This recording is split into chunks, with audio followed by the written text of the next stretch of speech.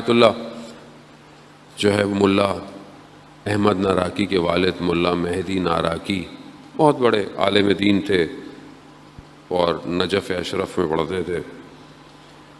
تنگ دستی اتنی ہو گئی، فاقہ کشی پہ بات آ گئی، گھر میں کھانے کو کچھ نہیں، مشکلات مصیبت ساری چیزیں برداشت نہیں ہوا، بچے بھوکے خود بھوکے. تو انہوں نے سنی تھی روایت کہ اگر بہت تنگ دستی ہو تو اہل قبور کی زیارت پہ جاؤ، یعنی قبرستان جاؤ. تو یہ چلے گئے. اب یہ قبرستان وادی السلام نجف میں جو ہے کھڑے ہوئے تھے، تو انہوں نے دیکھا کہ ایک جانور پہ ایک جنازہ ہے اور اسے کچھ لوگ لے کے آ رہے ہیں. تو اس نے دیکھا کہ آگے آگے جو جا رہا ہے وہ شخص ان کا استاد ہے اور اطراف میں جو لوگ ہیں وہ بھی ساتھ ہوتے ہیں. اب یہ کھڑے ہوئے ہیں، پریشان ہوئے کہ یہ استاد کس کے جنازے کے ساتھ جا رہے ہیں. لیکن انہوں نے جب قریب سے ہوا تو انہوں نے دیکھا کہ استاد نے نگاہ نہیں کی، یعنی کوئی توجہ نہیں دی. تو یہ بڑے عجیب سے برابر میں جو شخص جا رہا تھا تو کہا کہ یہ استاد، کہا نہیں جو تم سمجھ رہے ہو یہ ایسا کچھ بھی نہیں ہے. کہا کیا ہے، یہ کیا ہے؟ کہا نہ میں وہ ہوں نہ یہ استاد وہ ہیں جو تم سمجھ رہے ہو. کہا تو پھر؟ کہا اس جانور کو پکڑو جو لے کے جا رہا ہے، پتہ چل. جیسے ہی کہا پکڑا، اچانک سے ایک ظلمات کی وادی میں چلا گیا، ایک تاریکی، اور دور دیکھا ایک دریچہ کھلا ہوا ہے. اس دریچے کی طرف بڑھا تو اب میں نے کیا دیکھا، کوئی اور ہی وادی ہے، سرسبز باغ ہیں، عجیب سے پتھروں سے بنے ہوئے بغیر ستونوں کے جو ہیں وہ درخت اور ساری اور چھتیں کھڑی ہوئی ہیں. میں بہت عجیب سا ہو گئی، یہ وادی کیا ہے؟ یعنی جو وہ خود کہتے ہیں کہ یہ توصیف نہیں ہو سکتی تھی، یعنی تعریف نہیں کر سکتا تھا کہ وہ کیا تھا. کہا میں نے ایسے میں دیکھا کہ ایک جوان ایک مسند پہ بیٹھا ہے، وہ اٹھا اور اس نے مجھے بولا کہ آؤ آؤ بیٹھو. کہا تم کون ہو؟ کہا میں وہی ہوں جس کا تم جنازہ پکڑ رہے تھے. کہا وہ کیا تھا؟ کہا کہ میں مرا کہیں اور ہوا تھا، کیونکہ آپ جانتے ہیں کہ جو مومن دنیا میں کہیں بھی دفن ہو اس کی روح کو عالم برزخ میں وادی السلام لایا جاتا ہے. تو کہا مجھے برزخی وادی میں، اور وہ جو تم سمجھ رہے ہو وہ تمہارے استاد نہیں بلکہ وہ ملائکہ تھے جن کی ڈیوٹی تھی جو مجھے یہاں لے کر آئے. کہا میں وہاں آیا ہوں. ظاہر انسان کا عمل ایسا ہو کہ انسان کی روح وہاں کمال پہنچے. کہا میں نے اطراف دیکھا تو میں نے کہا کہ میں دیکھتا ہوں، میں گھومنے لگ گیا. میں دیکھا تو مجھے اپنے ماں باپ نظر آئے.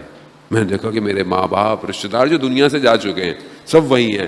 انہوں نے مجھے دیکھا، وہ جو میرے اندر غم تھا نا، مشکل کا، بچوں کی پریشانی کا، وہ سب دور ہو گیا، سب ختم ہو گیا. پھر میں ماں باپ اپنے اور جو رشتہ دار تھے، اچانک سے میرے ماں باپ نے میرے بچوں کے بارے میں پوچھا. جیسے ہی پوچھا نا وہ غم میرے دل میں دوبارہ آ گیا. وہ سمجھ گئے. انہوں نے کہا کہ فلانی جگہ جاؤ، کمرے میں کچھ چاول پڑے ہیں وہ لے جاؤ. میں بڑا خوش ہوا کہ کچھ کھانے کو مل گیا. کہا میں نے اپنی ابا میں وہ چاول بھرے اور جتنا اٹھا سکتا تھا اٹھایا، اور اب میں نے کہا جاؤں کہاں؟ تو مجھے وہ دریچہ نظر آیا. میں اس دریچے میں گیا، پھر وہی ظلمات، اور اچانک سے میں نے دیکھا کہ میں وادی السلام میں وہیں کھڑا ہوں. میں گھر گیا، میرے پاس چاول دیکھ کر بچے خوشحال ہو گئے. میں نے اپنی زوجہ سے کہا کہ چاول بنائیں، وہ بنائی، انہوں نے کھایا. کچھ دن گزر گئے، میری زوجہ کہتی ہیں کہ یہ چاول بہت عجیب سے ہیں. کہا میں جتنے اٹھاتی ہوں اور جب دوبارہ جاتی ہوں تو یہ اپنی جگہ پہ ویسے کے ویسے ہی ہوتے ہیں، ختم نہیں ہو رہے. دوسرا عالم ہے، مطلب بہت نفیس اور بہت لطیف نقطہ ہے. دوسرے عالم سے کچھ آیا ہے ایسا نہیں ہے کہ نہیں آ سکتا، آتا ہے، آ سکتا ہے. وہ دے سکتے ہیں، اہل ہوں لینے کے. عطا ہے، عطا ہوتی ہے، عطا ہوتی ہے. اب یہاں کہہ دوں جملہ آ گیا. لوگ کہتے ہیں کہ شہداء کو کیوں یاد کرتے ہیں آپ اتنا، کیوں آپ ہر وقت ہر مجلس میں سبط جعفر کے لیے فاتحہ پڑھواتے ہیں؟ کیوں؟ کیونکہ وہ اس وادی میں ہیں. جہاں سے لفظ عطا ہوتے ہیں. اب لوگ کہتے ہیں مولانا آپ بولتے ہیں ہم سنتے رہتے ہیں, آپ بولتے ہیں ہم سنتے رہتے ہیں, میرا کوئی کمال نہیں ہے. یہ اس وادی سے آ رہا ہے, ختم نہیں ہو رہا.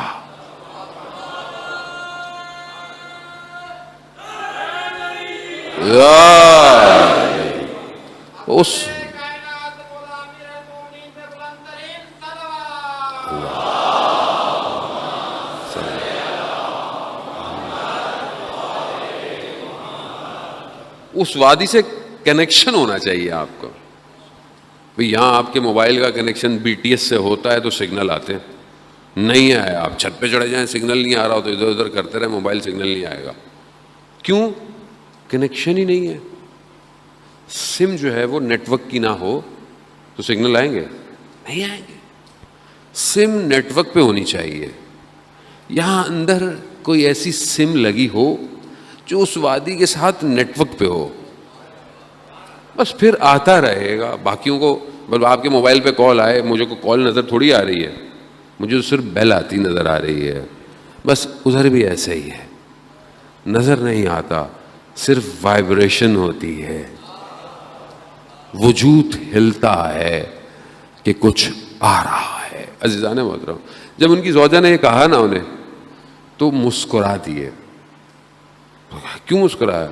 تو راز بتا دیا انہوں نے. اب میں نے بھی آپ کو راز تو بتا دیا ہے, لیکن پھر بھی کم نہیں ہوتا, کیونکہ یہ راز ہی دوسرے ہیں, انہوں نے کیا کم ہونے والی بات ہے, وہ جانے ان کی رات جانے. لیکن ان کا کیا ہوا کہ وہ پھر چاول اٹھانے گئیں تو پھر چاول نہیں تھے, کیونکہ راز کھل چکا تھا. جانو بہرحال آپ محرم ہیں, اس لیے میں نے آپ کو بتایا ہے. اہل بیت فرماتے ہیں کہ نہ محرموں میں ہمارے اسرار مت بتایا کرو, ہر کوئی برداشت نہیں کر سکتا.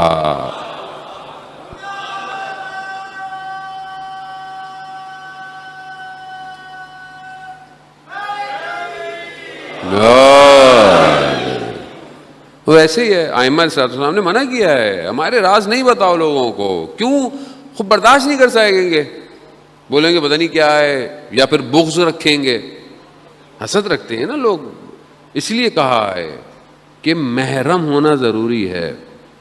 محرم ہو, محرم تبھی ہوں گے کہ جب اس وادی میں آئیں گے. یہ وادی عشق کی وادی ہے, جو آیا اسے کچھ دینا پڑتا ہے.